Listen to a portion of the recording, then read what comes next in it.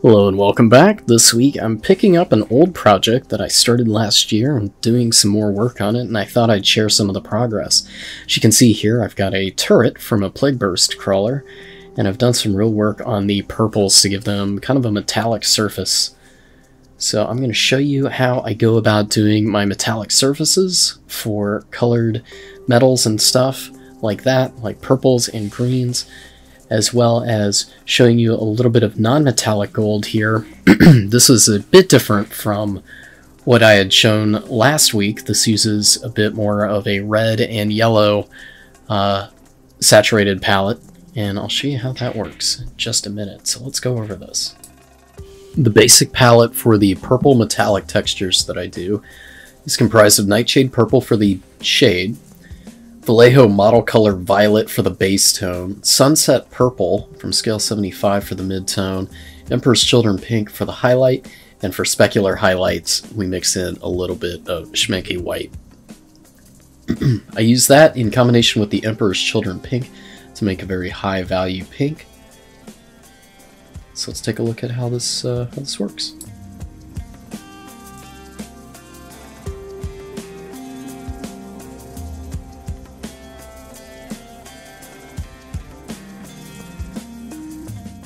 So you can see I've previously done a bit of work on this, both in the green and purple areas. The green is basically finished on this particular part for the most part. It is a basic modulation gradient using an airbrush and highlighted with some edge highlighting. However, the purple I am doing entirely by hand except for the bluish purple on the inner part of the turret. The bluish purples I am doing with an airbrush and highlighting by hand. Meanwhile, the reddish purples I am doing the gradients by hand, usually because there's a lot more of these small panels and areas that I need to cover. So you'll notice that I put down violet as a base tone, and right now I'm putting down sunset purple as kind of a mid-tone and blending those two together. You'll also notice that there are areas that appear almost black. These areas have been hit with Nightshade purple for a nice saturated shadow.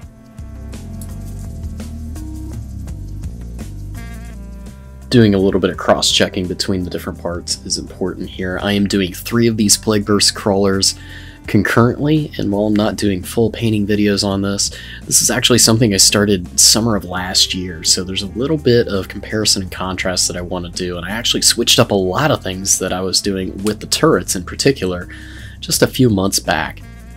I'm really wanting to continue that with the metallic purples and the rest of the highlighting that I'll be doing here, especially on the blue purple. That really makes it pop. So I'm trying to match these up for the most part, and you can see I'm bringing in more of that sunset violet. There's really going to be a lot of that because it takes just a bit to build that up over the Vallejo model color violet, which is actually a good thing.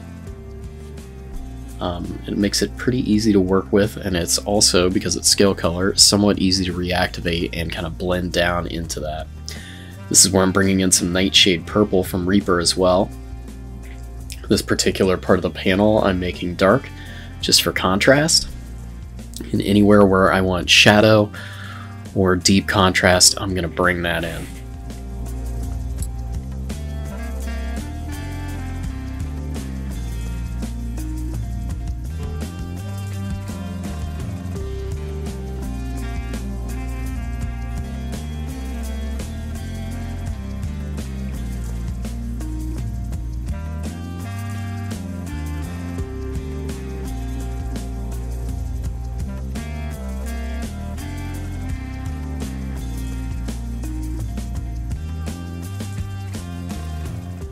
Once I'm happy with how much sunset purple we have there, I start mixing in a bit of Emperor's Children into that sunset purple up until we get a pure Emperor's Children pink here.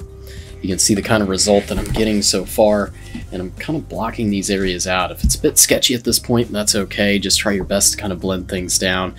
One of the nice things about doing these metallic textures is sketchiness isn't necessarily a problem, and all of the gradients should be kept fairly tight, meaning that they don't travel much space as they modulate. So for now, we're just going to hit the very edges of these. We're going to kind of blend in some of that sunset purple back into it to make sure that it doesn't get too dominant.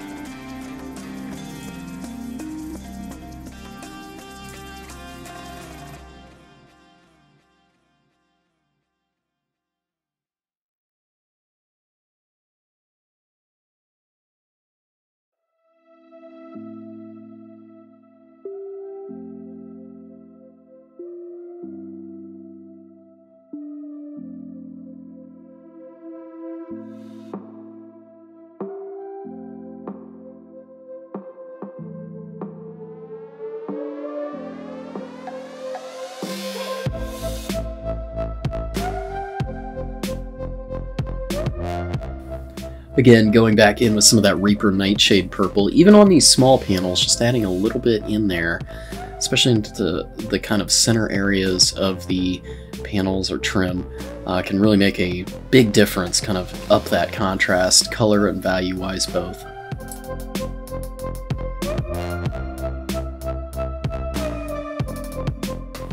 So one of the most important things to do to finish up non-metallic metal is add a bit of edge highlighting to reflect that, well, reflection, the glint from the edges of metal.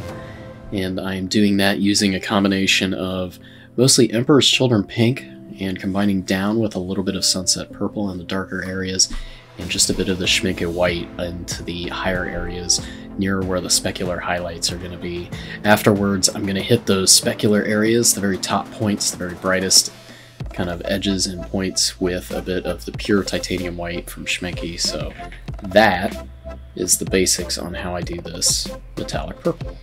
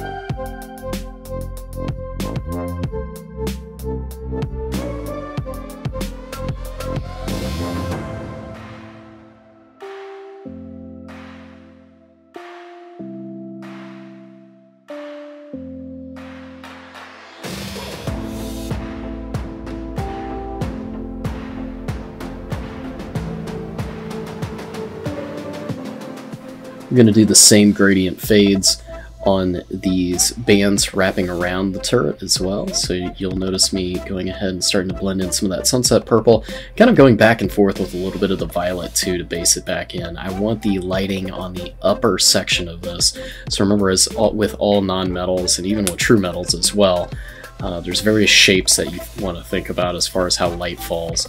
The big basics are planes, cylinders, and cones and spheres, and each one of those plays a little bit differently. Most of what I'm working with on this turret, on the rounded part, are going to be a bunch of different cylinders. So you can see here, this one on the left is completed. I'm doing another bit of a comparison here. Now obviously some of the flat panels here are more like planes, and some of them are slightly curved, which is also a challenge. But all of these fall under those basic shapes. Here I'm adding in a bit more shadow again. I'll go ahead and skip some of this since this is pretty basic, just base coating.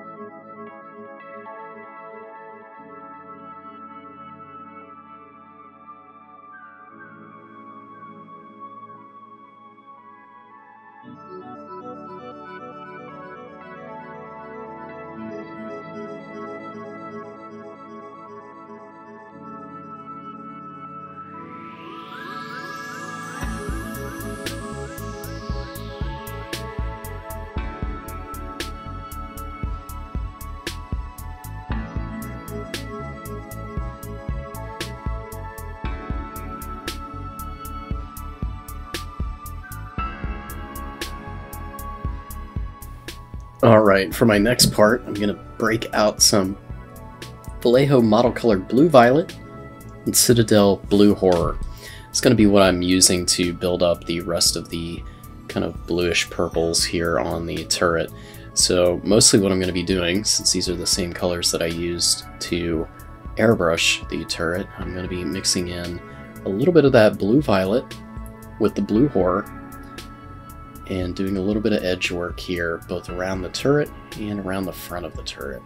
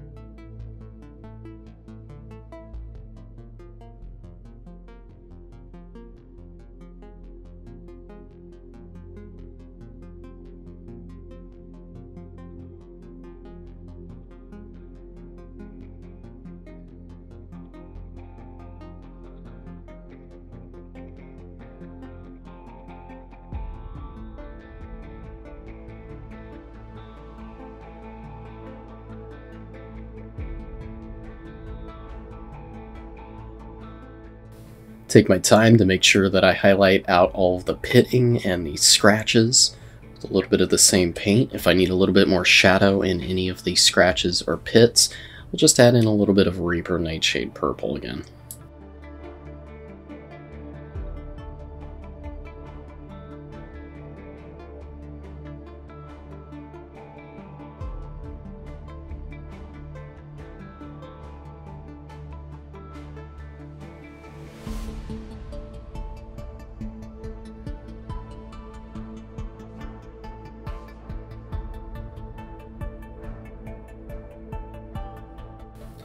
And after a bit of work, I've got 3 fairly happy turrets. I've got a little bit left to do on some of the rounded areas on one of the turrets.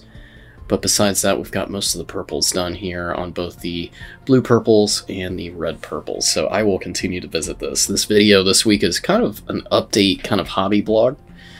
So this is not going to result in a finished project, but hopefully soon I'll have finished pictures of all 3 of these together.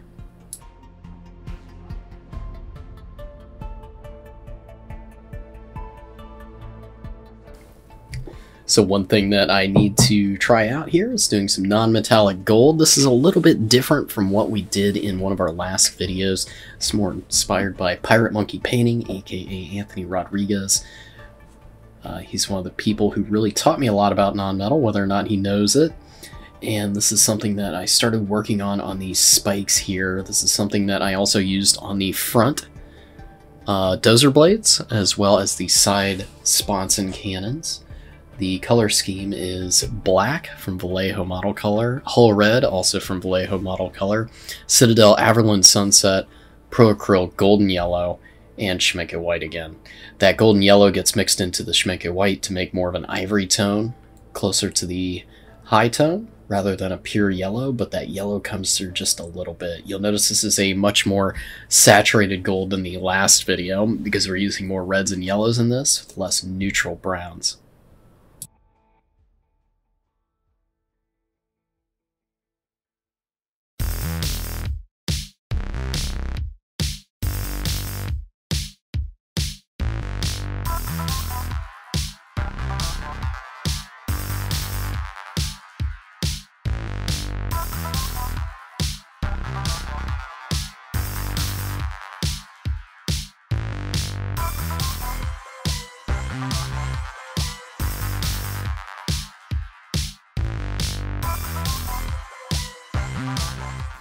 One of the challenges here is kind of deciding where the light is going to fall on each one of the planes. Each one of these is a triangular plane, and each spike has 4 sides. I'm focusing on the 2 sides visible to me at the moment, because this is partially a test, but I'm also putting in small specular highlights in the middle parts of these, not just at the points, to give them some extra reflection. You'll want to mix in a little bit of your Averland as well. It's not always going to be just a straight hard line. You got to do a little bit of blending then with a very tight shine.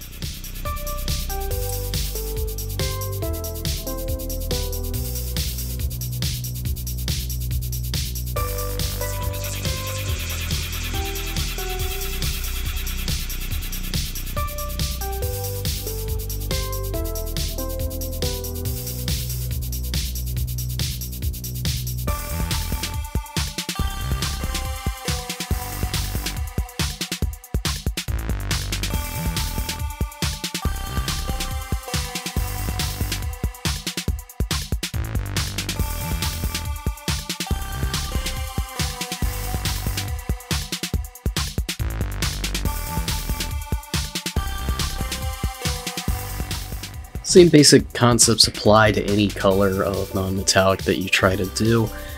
The tighter the gradient that you put in there, the shinier it appears, as it's reflecting both light and lack of light hitting it.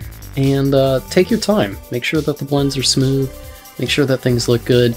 Even if things aren't necessarily realistic, the rule of cool I think is more important with this, just to make sure that it looks good on the model. Sometimes light itself isn't all that great looking, but we can get some really great inspiration all around us.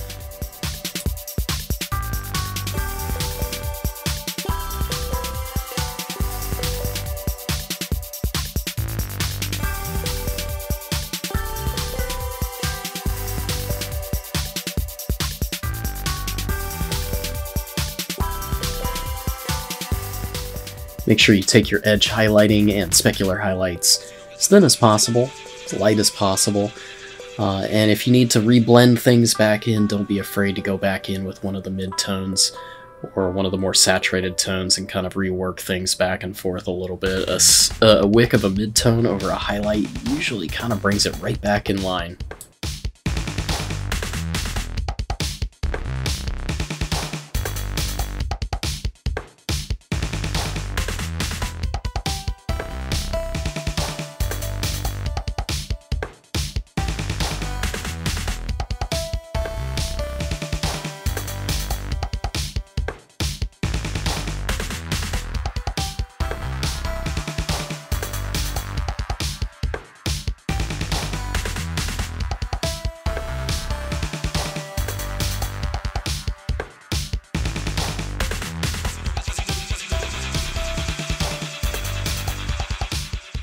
So I'm liking the way that this gold spike scheme is coming out, and I am fastly approaching completion of at least one of these Plagueburst Crawlers. I'm going to have to roll out these same changes to all 3 of them, as well as work on highlighting out their true metals before they're complete. But getting this done makes me feel really good, and it also proves out some of my color scheme that I was altering slightly for this project.